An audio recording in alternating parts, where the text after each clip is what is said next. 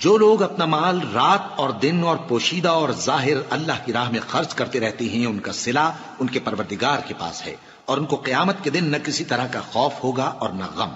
جو لوگ سود کھاتے ہیں وہ قبروں سے اس طرح حواس باختہ اٹھیں گے جیسے کسی کو جن نے لپٹ کر دیوانہ بنا دیا ہو۔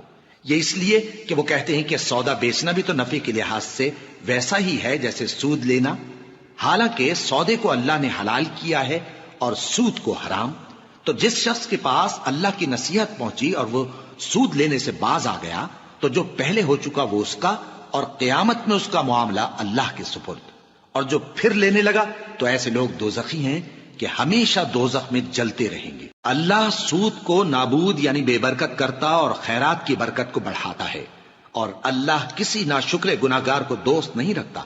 جو لوگ ایمان لائے اور نیک عمل کرتے اور نماز پڑھتے اور زکوٰۃ دیتے رہے، ان کو ان کے کاموں کا صلہ اللہ کے ہاں ملے گا، اور قیامت کے دن ان کو نہ کچھ خوف ہوگا اور نہ وہ غمناک ہوں گے۔